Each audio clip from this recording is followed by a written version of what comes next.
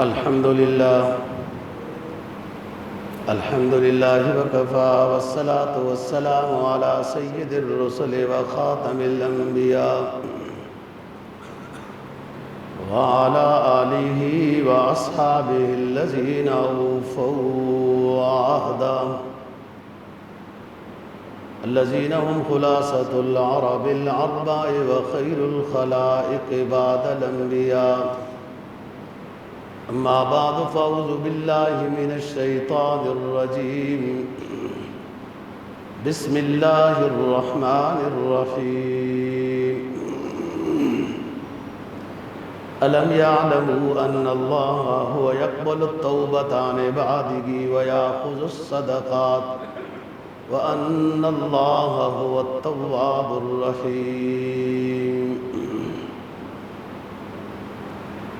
قال النبي صلى الله عليه وسلم اهتز عرش الرحمن لموت لسعد بن معاذ.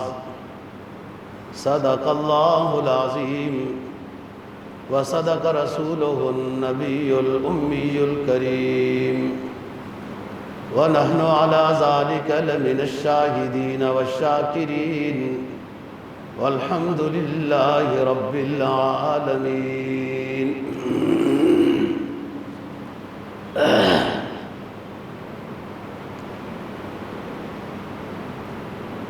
سورہ توبہ کی ایک آیت کریمہ اور جناب نبی پاک صلی اللہ علیہ وسلم کا ایک فرمان تلاوت کیا ہے جس کو امام بخاری نے روایت کیا ہے. آیت کریمہ کا مفہوم یہ ہے، کیا لوگ جانتے نہیں ہیں الم یعلموا ان اللہ هو یقبل التوبہ، کیا لوگ جانتے نہیں ہیں کہ اللہ تعالیٰ اپنے بندوں کی توبہ کو قبول کرتا ہے. وَيَأْخُذُ الصَّدَقَاتِ، اور جو بندے صدقہ دیتے ہیں اللہ تعالیٰ اس کو بھی قبول کرتا ہے. ان اللہ هو التواب الرحیم، بلا شبہ اللہ تعالیٰ خوب توبہ قبول کرنے والا اور بڑا مہربان ہے.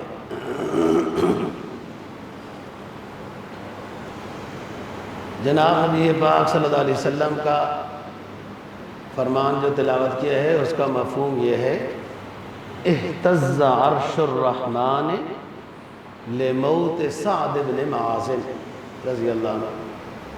حضرت سعد بن معاذ رضی اللہ تعالیٰ عنہ کی موت پر اللہ کا عرش بھی ہل گیا تھا.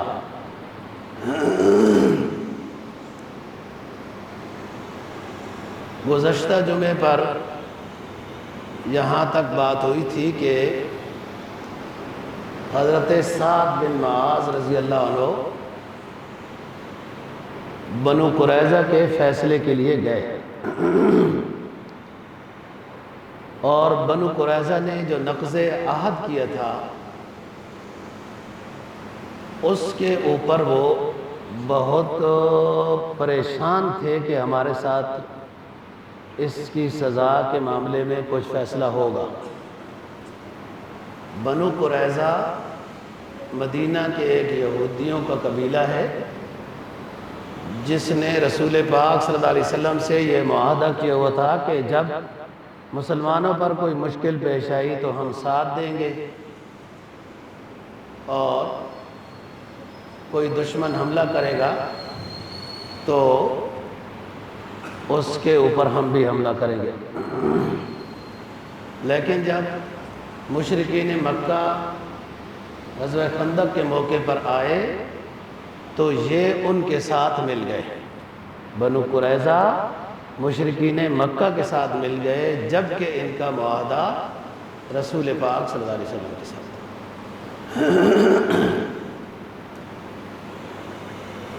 جب آپ غزوہ خندق سے فارغ ہوئے اور مدینہ میں آ گئے تو جبرائیل علیہ السلام آ گئے کہ ہم نے تو ابھی جنگی لباس نہیں اتارا، آپ نے اتار دیا ہے. تو آپ نے فرمایا کہ صحابہ میرے ساتھی بڑے تھکے ہوئے ہیں، تو جبرائیل نے کہا بس ہمیں حکم یہ ہے۔ چنانچہ آپ نے ظہر کے بعد اعلان کر دیا کہ سارے ساتھی بنو قریظہ چلو، ہم عصر کی نماز وہاں پڑھیں گے۔ یہ بات تفصیل سے ہو چکی ہے۔ چنانچہ ساتھی گئے اور آپ صلی اللہ علیہ وسلم سعد بن معاذ رضی اللہ تعالیٰ عنہ کو لے کے گئے، اور یہ زخمی تھے۔ یہ بات تفصیل سے ہو گئی۔ سعد بن معاذ رضی اللہ تعالیٰ عنہ سواری پر تشریف لے گئے، آپ صلی اللہ علیہ وسلم بھی تشریف لے گئے، اور آپ نے فرمایا قوموا الی سیدکم، جس پر ہم بات کر چکے ہیں۔ آپ نے فرمایا کہ آپ کا سردار آیا ہے، اس کے احترام کے لیے کھڑے ہو جاؤ۔ تو کسی کے احترام کے لیے کھڑا ہونا بھی ثابت ہوا۔ حضرت سعد نے جو فیصلہ کیا، پہلے تو 25 دن محاصرہ رہا کہ وہ تائب ہو جائیں، مسلمان ہو جائیں، تو ان کو معاف کر دیا جائے گا۔ حتیٰ یعطوا الجزیۃ عن ید وہم صاغرون، وہ تابع ہو جائیں، سالانہ ٹیکس دیں، اپنے مذہب پر رہیں، یا مسلمان ہو جائیں تو معافی ہے۔ 25 دن کے محاصرے میں انہوں نے ان میں سے کوئی بات قبول نہیں کی، نہ جزیہ والی نہ مسلمان ہونے والی۔ تو آپ نے فرمایا کہ اب سعد جو فیصلہ کرے گا تمہیں منظور ہے؟ تو انہوں نے کہا منظور ہے۔ ایمان کی دعوت ہو گئی، جزیے کی بات ان کو بتا دی گئی، ان کے سردار نے بھی ان کو ایمان کے بارے میں کہا۔ کعب بن اسد نے، جو بنو قریظہ کا سردار تھا، لیکن وہ اپنے سردار کی بات بھی نہیں مانی۔ اس نے بھی کہا کہ نبی برحق ہے، مسلمان ہو جاؤ، اور یا اپنے عورتوں بچوں کو قتل کر کے تو مقابلہ کرو، یا ہفتے کے دن مسلمانوں پر حملہ کرو۔ انہوں نے کوئی بات نہیں مانی اپنے سردار کی، ایمان بھی نہیں لائے، ماتحت رہنے کے لیے بھی تیار نہیں ہوئے۔ اور سعد بن معاذ یہ عرب قبیلہ کے ہیں، یہودی نہیں ہیں، لیکن یہ عرب بھی بڑے عرصے سے رہ رہے تھے، اوس اور خزرج، تو وہاں یہودی بھی بڑے عرصے سے رہ رہے تھے، بنو قریظہ، بنو قینقاع، بنو نذیر وغیرہ، تو آپس میں تعلقات تھے اسلام سے پہلے۔ تو حضرت سعد بن معاذ کے مراسم تعلقات بنو قریظہ کے ساتھ تھے، یہ ان کو بھی بڑا مانتے تھے۔ تو سعد نے فیصلہ کیا کہ ایمان بھی نہیں لاتے، جزیہ بھی نہیں دیتے، تو اب فیصلہ یہ ہے کہ جو جنگجو ہیں ان کو قتل کیا جائے گا، عورتوں اور بچوں کو غلام بنایا جائے گا، اور تمہارا سارا مال مال غنیمت ہوگا۔ یہ فیصلہ ہوا، انہیں قتل کیا گیا، عورتوں بچوں کو غلام بنایا گیا، ان کا مال مال غنیمت ہوا۔ یہ ساری باتیں ہیں، ہم گزشتہ جمعے پر کر چکے ہیں، ربط پیدا کر رہا ہوں کہ آگے کیا بات کرنی ہے۔ حضرت سعد نے ایک دعا کی تھی کہ اللہ پاک اگر مشرکین مکہ نے پھر بھی حملہ کرنا ہے تو مجھے زندہ رکھ، نہیں تو جو میں غزوہ خندق میں مجھے زخم لگائے اسی زخم سے مجھے شہادت دے دے۔ تو وہ شہید ہو گئے۔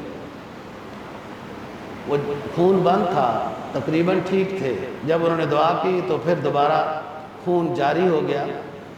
آپ صلی اللہ علیہ وسلم نے ان کا جنازہ پڑھایا۔ حدیث میں آتا ہے 70,000 فرشتے ان کے جنازے میں شریک ہوئے، اور ان کو جب دفن کیا گیا تو ان کی قبر کی مٹی سے بھی خوشبو آتی رہی۔ اور بخاری کی جو حدیث ابھی خطبے میں تلاوت کی ہے، آپ نے فرمایا اہتز عرش الرحمن لموت سعد بن معاذ، اللہ کا عرش بھی ہل گیا سعد کی وفات پر۔ اللہ کا عرش دو وجہ سے ہلتا ہوتا ہے۔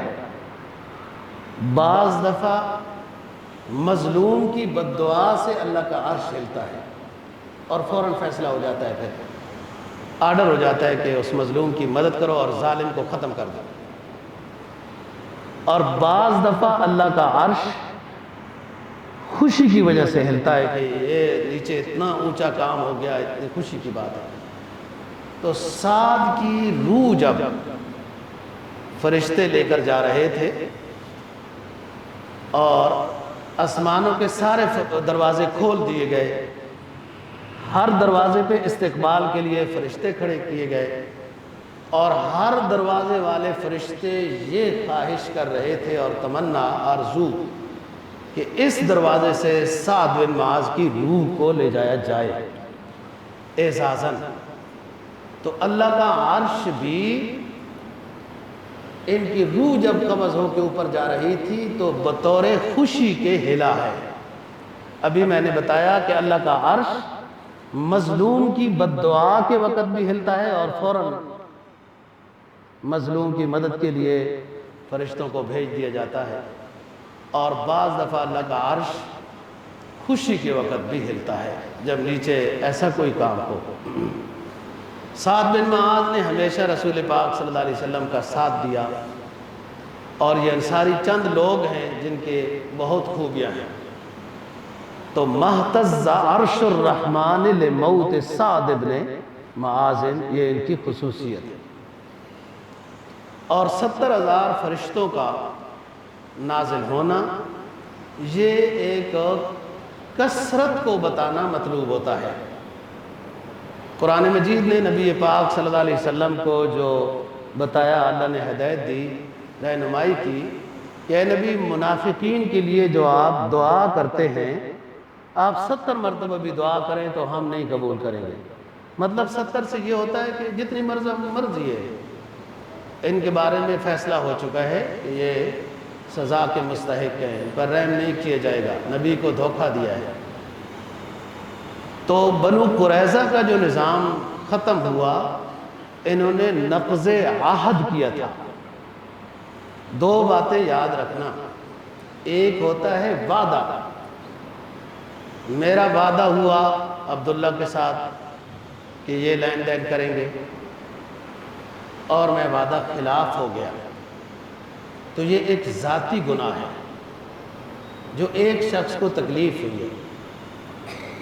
اگر ایسا کوئی شخص کرے کہ جو وعدہ کر کے وعدہ خلافی کرے، تو اس کے ایمان میں نفاق ہے۔ وہ 3-4 علامتیں ہیں نا، وعدہ کرتا ہے، وعدہ خلافی کرتا ہے، بولتا ہے تو جھوٹ بولتا ہے، اور امانت رکھی جائے تو خیانت کرتا ہے۔ امانت صرف ایسا نہیں ہوتا، آپ لوگ جو دفتروں میں ملازم ہیں وغیرہ وغیرہ، یہ عہدہ بھی آپ کے پاس امانت ہے۔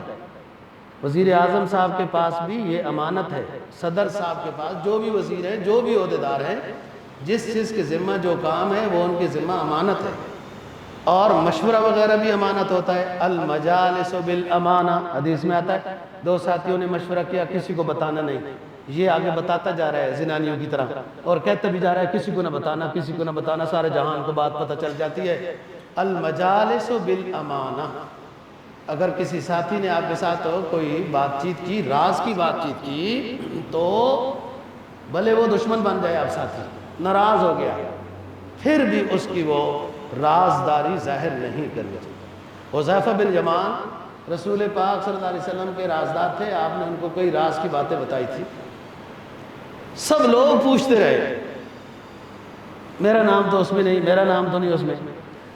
حذیفہ نے کہا وہ راز کیا ہے جو میں بتا دوں کہ تیرا نام ہے کہ نہیں ہے اس میں؟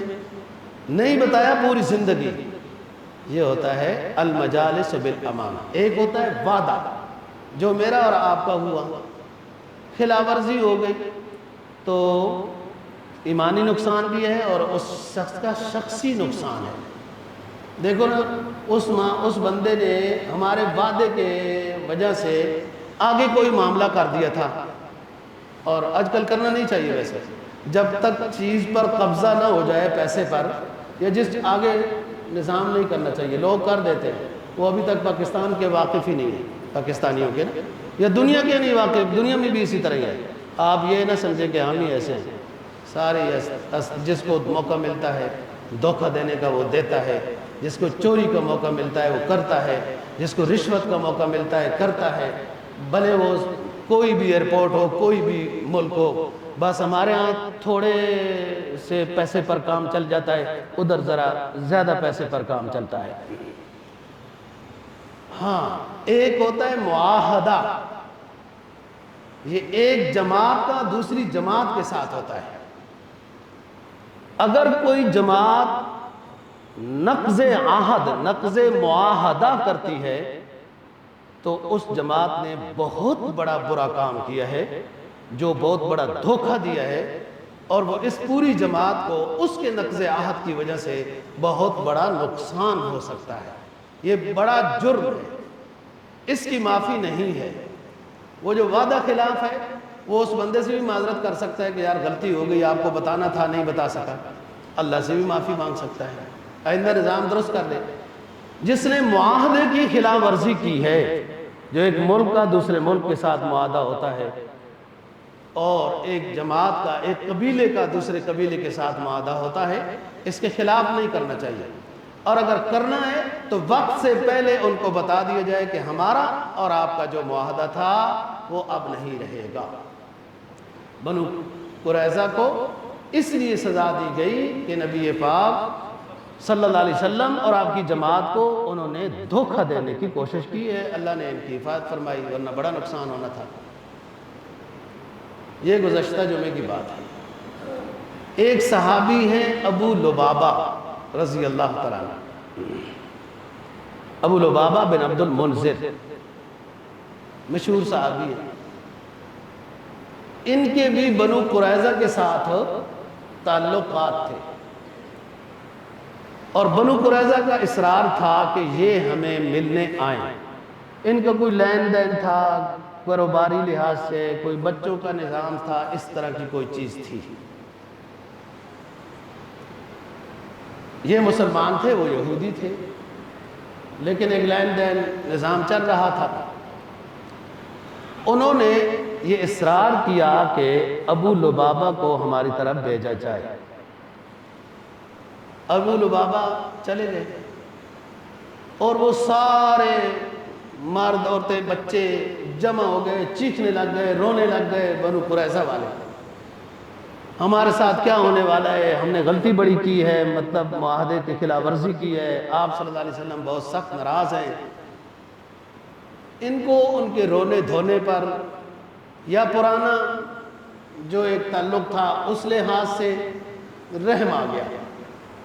وہ بار بار پوچھتے تھے کہ ہمارے ساتھ کیا ہونے والا ہے.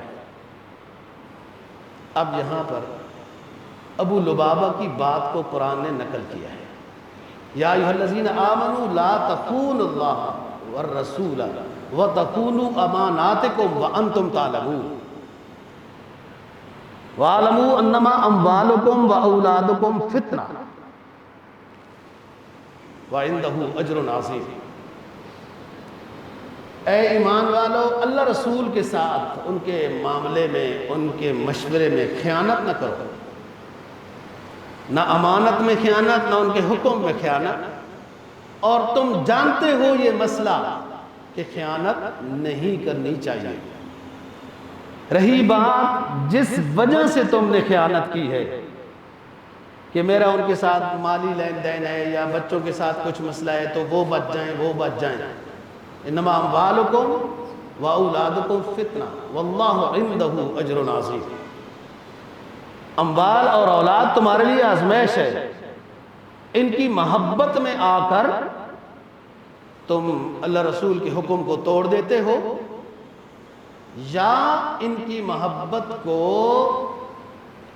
ماتحت رکھتے ہو اور اللہ رسول کے حکم کو مانتے ہو. یا اولاد، اپنا کاروبار، جو بھی چیزیں ہیں، یہ آزمائش ہوتی ہے. کب آزمائش ہے؟ کہ جب ایک دنیاوی محبت ہے اور ایک اللہ رسول کا حکم ہے. آپ دونوں میں سے کس کو ترجیح دے رہے ہو؟ اگر اولاد اور اپنی کاروبار فیکٹری دکان کو ترجیح دی ہے اور اللہ رسول کے حکم کو چھوڑ دیا ہے تو آپ مال کی اس محبت میں مبتلا ہیں جو مذموم ہے، جو پسندیدہ نہیں ہے۔ ورنہ تو فی الجملہ اولاد سے محبت ہوتی ہے، مال سے بھی محبت ہوتی ہے۔ بندہ جب جو ہے نا چھپا کے رکھتا ہے، بینک میں رکھتا ہے، ٹھیک ہے، کماتا بھی ہے، کمانا بھی چاہیے، اسلام تو منع نہیں کرتا،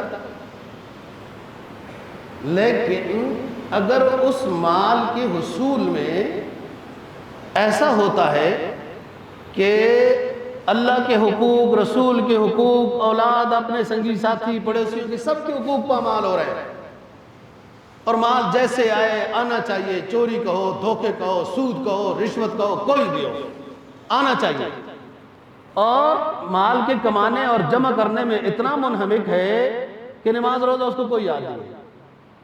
یہ وہ مال کی محبت ہے کہ جس کی وجہ سے یہ بندہ برباد ہو رہا ہے۔ یہ محبت مذموم ہے۔ کماتا ہے عثمان غنی جیسا، قارون جیسا نہیں، اللہ کے راستے میں خرچ کرتا ہے، ہر سنگی ساتھیوں کے، اسلام کے، حکومت کے لحاظ تعاون ہے اس کا، اور نماز روزہ، والدین، بچے، سب حق حقوق ادا کر رہا ہے، تو یہ مال محمود ہے۔ شیخ سعدی رحمہ اللہ نے، علامہ رومی رحمہ اللہ نے اس بات کو بڑے پیارے انداز میں سمجھایا ہے۔ آب اندر زیر کشتی پشتی است، آب اندر کشتی ہلاکے کشتی است۔ کشتی پانی کے اوپر چل رہی ہے تو یہ پانی کشتی کے لیے فائدہ مند ہے، کنارے پہ لگا دے گا۔ اگر کشتی کے اندر پانی چلا گیا تو ہلاکے کشتی است، کشتی بما کشتی، سب ڈوب جائیں گے۔ اگر دل کے اندر مال نہیں گھسا، سائڈوں میں ہے، تو ایمان کے لحاظ سے، صحت کے لحاظ سے، ٹینشن کے لحاظ سے، سب لحاظ سے مال اچھا ہے۔ دل میں نہیں گھسا، سائڈوں میں ہے۔ دل میں جب گھسا ہے، نماز ختم، بیوی بچے ختم، وغیرہ وغیرہ، اور حق حقوق ختم، یہ دل میں جب گھس گیا، مال دل میں گھس گیا، ہلاک است۔ مال سائڈوں میں ہے، ایمان اعمال صالحہ کا غالب ہے، تو یہ مال مفید ہے، محمود ہے۔ ایسے تین لوگ ہیں نا جی، جن کے ذریعے سے اسلام کی یا مسلمانوں کی شان و شوکت وابستہ ہے۔ تین لوگ ہیں، علماء حق جو صحیح رہنمائی کرے، اور صاحب ثروت مالدار لوگ جو کہنے پر خرچ کریں، ایسے نہیں بٹوے سے چن چن کے چندے کے اعلان میں روپے 10 نکال لیں، اپنی توفیق کے مطابق خرچہ کرنا چاہیے۔ توفیق کا کیا مطلب ہوتا ہے؟ جس کے پاس 100 ہے وہ 10 خرچ کرے، جس کے پاس لاکھوں ہے وہ بھی سوچتا رہے خدا اور دے گا۔ نمبر 1 علماء حق جو صحیح رہنمائی کرے، لا یخافون لومۃ لائم۔ لوگ بار باتیں کریں گے، فلان کریں گے، غیبت کریں گے، حکومت یہ کہہ جائے گی، یہ کر دے گی، یہ پھر مولوی شولوی نہیں ہے۔ لوگ باتیں کرتے ہیں، کس نے نہیں باتیں کی ہیں؟ لوگوں نے پیغمبروں کو نہیں معاف کیا، خدا کو نہیں معاف کیا، تجھے معاف کریں گے؟ یہ تو چلتی ہے تجھے اونچا اڑانے کے لیے، خدا کو اور رسول کو راضی رکھنے کے لیے بات کرنی ہے۔ باقی جہاں ناراض ہے تو ٹھیک ہے، ان کی مرضی ہے، ہر کوئی اپنا آزاد ہے، مالک ہے اپنے حالات کا۔ تیسری چیز کیا ہے؟ مجاہدین اسلام، علماء حق رہنمائی کریں گے، صاحب ثروت لوگ پیسہ خرچ کریں گے، مجاہدین جہاد فی سبیل اللہ کر کے اسلام کی شان و شوکت کا علم بلند کریں گے۔ یہ تین چیزیں، تو پیسہ تبھی خرچ کریں گے۔ حضرت عثمان نے 1000 اونٹ کا غلہ تقسیم کر دیا تو مالدار تھے تو تقسیم کیا، لیکن ہر چیز کی اپنا اپنے جگہ ہے، اس کو اس پر رکھنا ہے۔ کوئی چیز غالب آ جائے، مال کی محبت، تو وہ پھر کیا کرے گا؟ اور مال کی محبت ہوس کے پیروکار کو لگتی ہے، سمجھ رہے ہو بات؟ ہوس، خواہش نفس، اس کے پیروکار کو مال کی محبت لگ جاتی ہے۔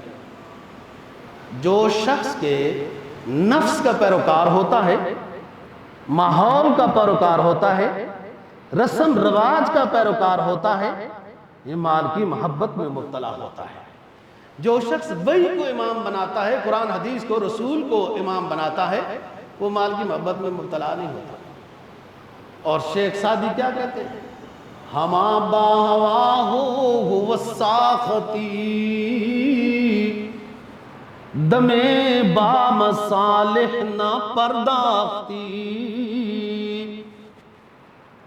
اے نوجوان، ساری زندگی تیری خواہش نفس میں گزر گئی، ایک لمحے کے لیے بھی تو نے خواہش نفس کی پیروی کو نہیں چھوڑا۔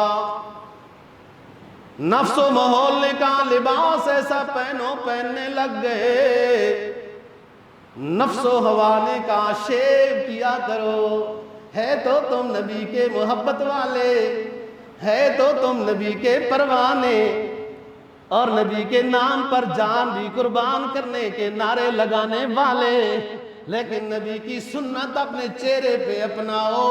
نفس و ماحول کہتا ہے یہ نہ کرو، ہم نبی کی سنت کو پس پشت ڈال دیتے ہیں، نفس کی پیروی کو اپناتے ہیں۔ یہی ہمارا کاروبار ہے، یہی گھر میں غصہ آ جائے تو اس پر عمل کرنے کی زندگی ہے، یہی ہماری رشوتیں ہیں، یہی کمیشن لے کے بل کاٹنے ہیں، یہی رشوتیں لینی ہے، یہی کام دے کر تو پھر کمیشن لینا ہے۔ ہما با ہوا ہو ساختی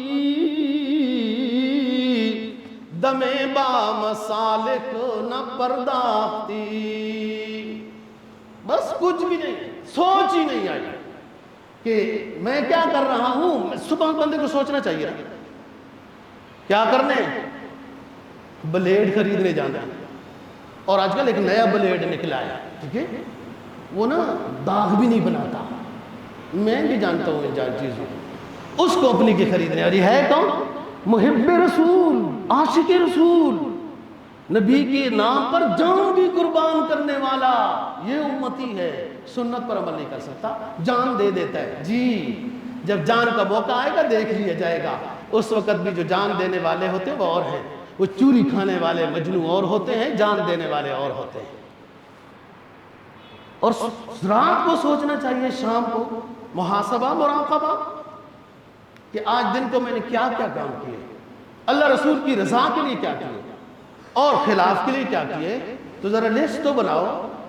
آج کتنے جھوٹ بولے، کتنی بدنظری کی ہے، کتنے دھوکے دیے ہیں، کتنے خلاف سنت کام کیے ہیں اور کتنے اچھے کیے ہیں، یا لسٹ بناؤ نا۔ دونوں میں کون سی لسٹ غالب ہے؟ کل دوبارہ لسٹ بنانا، کون سی لسٹ میں اضافہ ہوا، کون سی میں کمی ہوئی۔ یوں انسان کی تربیت ہوتی ہے۔ شیخ کہتا ہے نا 40 سال عمر عزیزت گزشت، مزاجے تو ازحال طفلی نگشت۔ جو تیری 20-25 سال کے عمر میں سوچے تھی، وہی آج 60 سال کی عمر میں بھی وہی تیری سوچے ہیں، وہی خواہشات نفس تیرے اندر لڈو کوٹ رہی ہے۔ جو بڑھاپا آ گیا، بال سفید آ گئے، بچے جوان ہو گئے، تیری وہ خواہش نفس جو شیطانی حواس ابھی تک بھی نہیں ٹھیک ہوئی۔ 40 سال عمر عزیزت گزشت، مزاجے تو ازحال طفلی نگشت۔ یہ کون لوگ ہیں؟ دنیا کی محبت کرنے والے، بے جا، جو نماز روزہ سب کچھ کبھی پڑھ بھی لیں گے نماز، ایسی بات نہیں ہے جب نہائیں دھوئیں گے تو جی۔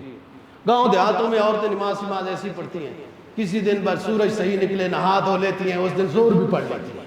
یہ حالت ہے آج کل مسلمان کی۔ جو خواہش نفس کا پیروکار ہوتا ہے نا جی، وہ مذموم دنیا کی محبت میں مبتلا ہوتا ہے۔ یہ جائزہ لیتے رہنا اپنی زندگی میں کیسا ہے، یہ میں جملہ کیا کہہ رہا ہوں۔ ایک وہ لوگ ہوتے ہیں جو لا الہ الا اللہ محمد رسول اللہ پڑھ کے نکلے ہیں، اللہ رسول کا جو کہا ہے وہ ماننا ہے بس۔ اللہ رسول نے اولاد کے حقوق بیان کیے۔ اسلام سب سے زیادہ ہر کسی کا خیال کرنے والا مذہب ہے۔ بیگم کے حقوق، والدین کے حقوق، بچوں کے حقوق، آپ کا کاروبار کیسا ہو، سارے مسائل ہیں۔ اسلام تو کسی پر زیادتی نہیں کرتا۔ اسلام کے حقوق، حدود اور ہدایات کے مطابق چلو، تو جو وہی کو امام بناتا ہے، اللہ ہم سب کو یہ توفیق دے، اللہ رسول کو جو امام بناتا ہے نا، اسلام کو امام بناتا ہے، کامیاب زندگی پاتا ہے، ہر حال میں کامیاب زندگی پاتا ہے۔ حدیث کیا کہتی ہے؟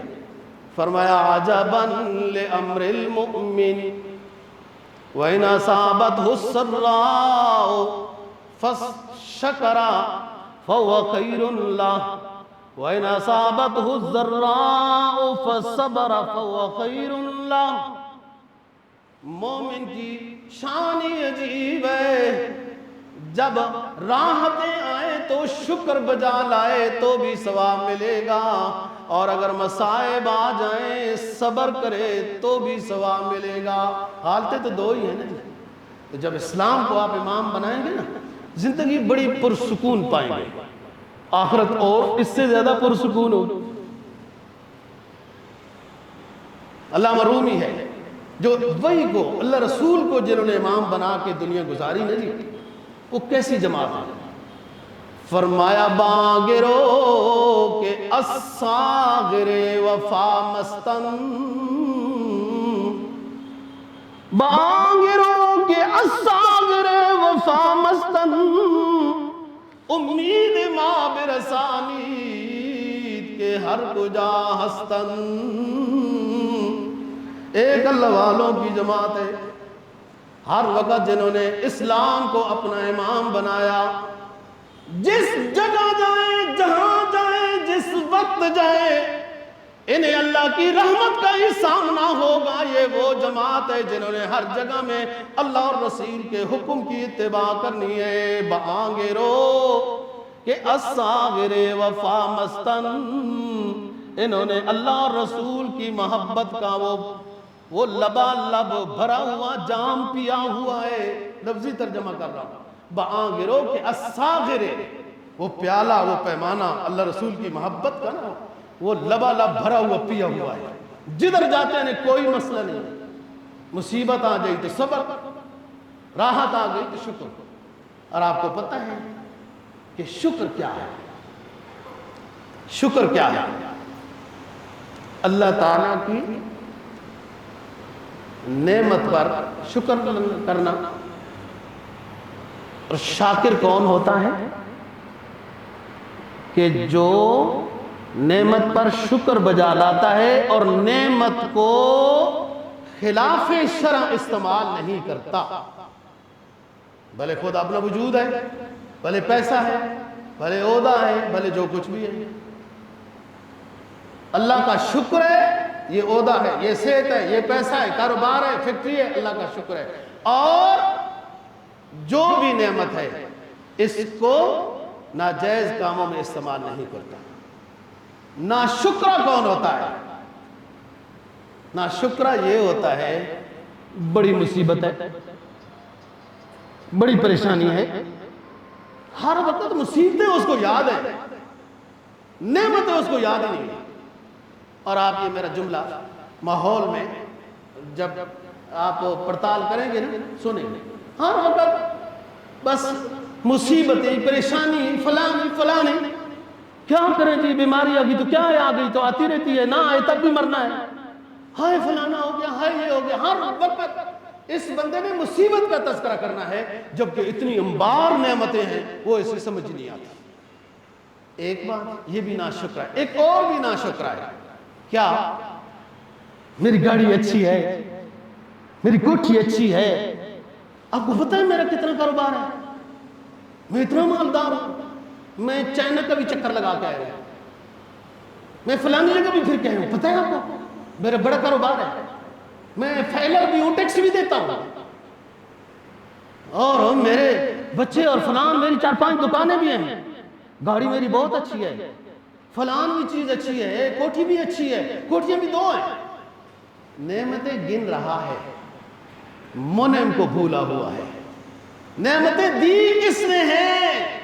او بے انصاف شخص، آپ یہ کہو یہ سب کچھ میرے رب کا دیا ہوا، اس کا بہت شکر ہے، یہ کہنا ہے۔ صرف اپنی نعمتیں کرنا، وڈائی کرنا، تسی بھی وڈائی کرنے نے قابل ہو۔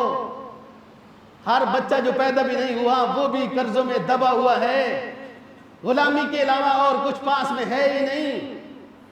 کس چیز کے نخرے ہیں؟ نخرے بندہ کرے تو کوئی چیز تو پاس ہو، اچھا بھی لگے گا۔ اسلام تو اس کو بھی پسند نہیں کرتا نخرے کرنے کو، عاجزی کو پسند کرتا ہے۔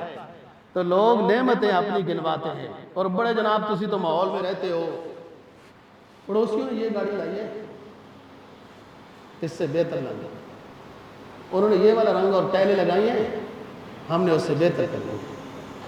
یہ چیز ہے، یہ ہماری زندگی ہے، یہ ہمارا سرمایہ ہے، جو قبر میں ساتھ لے کے جائیں گے فائدہ ہوگا۔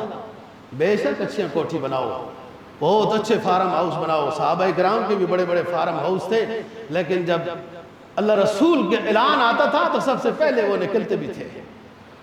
یہ نعمتیں اللہ کی استعمال میں لائیں، شکر کریں اور منعم کو پہچانیں کہ اللہ پاک کی یہ سب عطا ہے، میری کیا اوقات ہے۔ اب آئیں، ہم نے بات چھوڑی تھی کہ حضرت ابو لبابہ رضی اللہ تعالیٰ عنہ پہنچ گئے بنو قریظہ میں، اور ان کے بارے میں یہ آیت بھی نازل ہو گئی جو آپ کو سنائی۔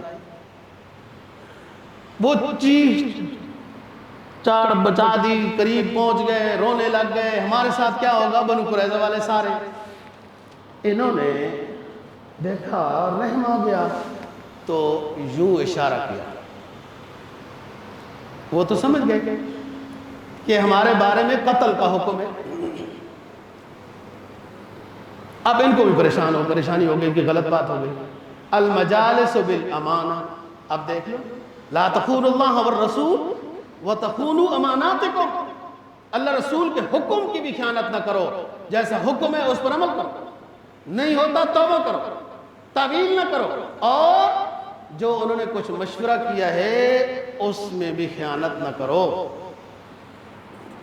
اور اللہ کے ہاں بہت اجر ہے۔ جب اللہ رسول کی بات کو مان کے آگے چلو گے تو کیا وہ بے انصاف ذات ہے، وہ آپ کو ضائع کر دے گا کہ آپ نے ایک ظاہری مالی نقصان برداشت کیا، رشوت نہیں دی، ظاہری مالی نقصان برداشت کیا، جھوٹ نہیں بولا وغیرہ وغیرہ، اللہ رسول کی بات کو مانا ہے نا جی، حالانکہ آپ جھوٹ بولتے تو فائدہ ہوتا۔ جب اللہ رسول کی بات کو مان کر چلے ہو تو ایمان پکا کرو، اس ذات کی طرف سے فائدہ نازل ہوگا۔ اعلان ہے قرآن کا، فرمایا فَمَن يَعْمَلْ مِثْقَالَ ذَرَّةٍ خَيْرًا يَرَهُ وَمَن يَعْمَلْ مِثْقَالَ ذَرَّةٍ شَرًّا يَرَهُ۔ ایک سرسوں کے دانے کے برابر بھی اگر آپ نے نیکی کی ہے تو اللہ رب العزت فرماتے ہیں میں وہ انصاف والی ذات ہوں، تیری اس نیکی کو بھی ضائع نہیں کروں گا۔ تو آپ نے اس کے نام کی، اس کے احکام کی لاج رکھی ہے اور گناہ سے اپنے آپ کو بچایا ہے، پھر انتظار کر اس کی رحمت کا۔ ابو لبابہ بہت پریشان ہو گئے، مسجد نبوی میں آئے، اپنا فیصلہ خود کیا، اپنے آپ کو ایک مسجد نبوی کے ایک ستون کے ساتھ باندھ دیا، کہا جب تک اللہ توبہ نہیں قبول کرے گا میں اپنے آپ کو ادھر سے نہیں کھولوں گا۔ آپ نے ریاض الجنہ میں دیکھا ہے ایک ستون پر لکھا ہوا ہے استوانہ توبہ، یہ وہ ستون ہے۔ ریاض الجنہ میں جہاں بھی 2 رکعت پڑھنے کی توفیق مل جائے نا جی، وہ سعادت حاصل ہو جاتی ہے۔ آج کل وہ عجیب سے قانون ہے، تو ہر ستون کے ساتھ جا کر نفل پڑھنا اچھی بات ہے، لیکن موقع نہ ملے تو کوئی حرج نہیں ہے۔ ریاض الجنہ میں آ گئے، 2 رکعتیں نصیب ہو گئیں، اللہ قبول کرنے والا ہے۔ اس ستون میں باندھ دیا، آپ صلی اللہ علیہ وسلم نے دیکھا، انہوں نے فرمایا یہ کیا بات ہے، کہا حضرت اس نے یہ غلطی کی ہے، کہا اس نے اپنے حال پر عمل کیا ہے۔ میں ایک دن پہلے کہا تھا کہ ایک حال ہوتا ہے، حال صحیح ہے، وہ بعض دفعہ نا وجدانی کیفیت ہوتی ہے، وہ ایمانی تلاطم ہوتا ہے، جذبات ایمانی ہوتے ہیں، تو ہر کسی پر آتے ہیں، کوئی سمجھ سکتا ہے کوئی نہیں سمجھ سکتا، لیکن اس کے لیے ایمان ہونا ضروری ہے۔ تو آپ نے فرمایا یہ ہمارے پاس آ جاتا نا ابو لبابہ، ہم اللہ سے اس کی گناہ کی معافی چاہتے، اللہ اس کو معاف کر دیتا، لیکن ہمارے پاس یہ نہیں آیا، اس نے خود اپنی توبہ کے بارے میں فیصلہ کیا ہے، تو پھر انتظار کرے گا۔ باندھے رہے، کئی دن باندھے رہے، توبہ نازل ہو گئی۔ أَلَمْ يَعْلَمُوا أَنَّ اللَّهَ هُوَ يَقْبَلُ التَّوْبَةَ عَنْ عِبَادِهِ وَيَأْخُذُ الصَّدَقَاتِ إِنَّ اللَّهَ هُوَ التَّوَّابُ الرَّحِيمُ۔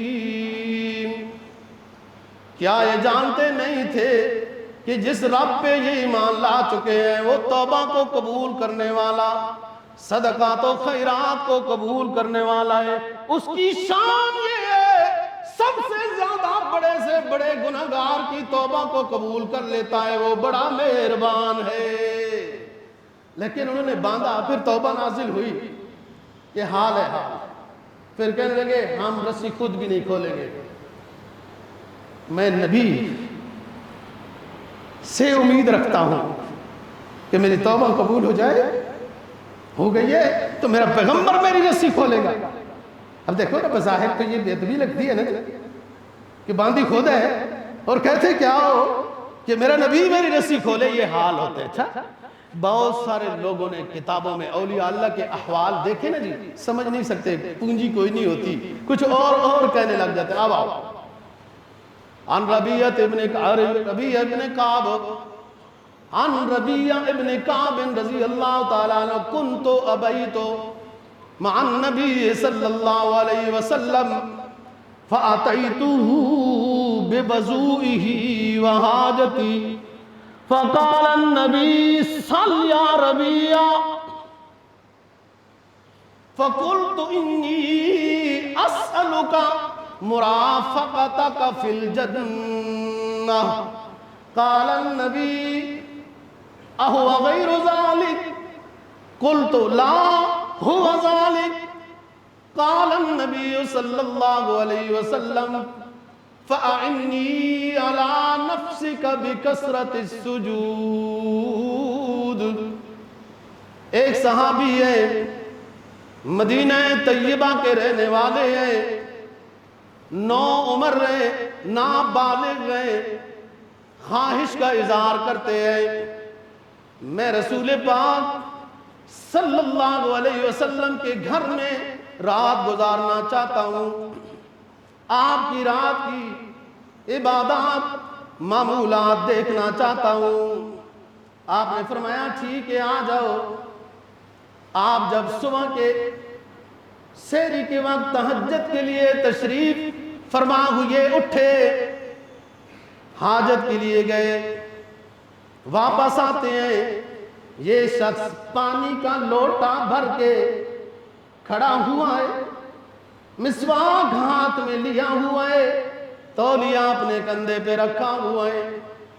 رسول پاک صلی اللہ علیہ وسلم نے دیکھا ربیعہ کو، کہا صل یا ربیعہ، اے ربیعہ مانگو جو مانگنا چاہتے ہو مانگ لو۔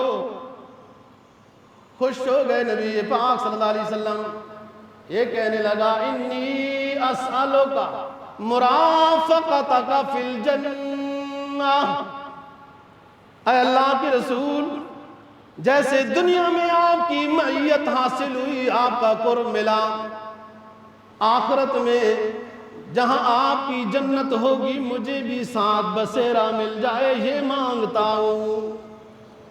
آپ نے فرمایا اہو غیر ذالک، کیا اس کے علاوہ بھی کوئی ربیعہ مانگنا چاہتے ہو تو وہ بھی مانگ لو۔ یہ حالات، یہ ایمانی تلاطم میں وجدانی کیفیات ہیں۔ کہنے لگا اہو ذالک، اے اللہ کے رسول اور میری کوئی آرزو نہیں، یہی آرزو ہے۔ تو آپ نے فرمایا ربیعہ میری مدد کرو، اعنی علی نفسک بکثرت السجود، جب موقع ملے اپنے رب کے ہاں سجدے میں چلے جاؤ، رب کو راضی کرو، سجدے زیادہ کرو، میری درخواست سے میرے قریب آپ کو جنت الفردوس مل جائے گی۔ یہ دوستو دنیا ہے، یہ دل کی آنکھیں کھولنے کی جگہ ہے۔ ہم نے ظاہری آنکھیں کھولی، نظارے دیکھے، گناہ کیے، بہت کم ہیں جنہوں نے ان نگاہوں سے فائدہ لیا۔ دل کی نگاہوں کو کھولو، اللہ کی یہ احکام دیکھو، سمجھو، ان میں غور و فکر کرو۔ یہ دنیا بڑی دولت ہے، اگر اللہ رسول سمجھ میں آ جائے تو بڑی دولت ہے۔ علامہ کہتا ہے کھول آنکھ، زمین دیکھ، فلک دیکھ، فضاں دیکھ، یہ کس کا ہے، کیوں بنایا ہے، یہ کیا کر رہے زمین و آسمان۔ کھول آنکھ، زمین دیکھ، فلک دیکھ، فضا دیکھ، مشرق سے ابھرنے والے سورج کو ذرا دیکھ، وہ کیسی غلامی کرتا ہوا نظر آتا ہے۔ انشاءاللہ اس جگہ سے اگلے جمعے کو بات کریں گے۔ اللہ دین کی سمجھ اور عمل کی توفیق نصیب فرمائے۔ وآخر دعوانا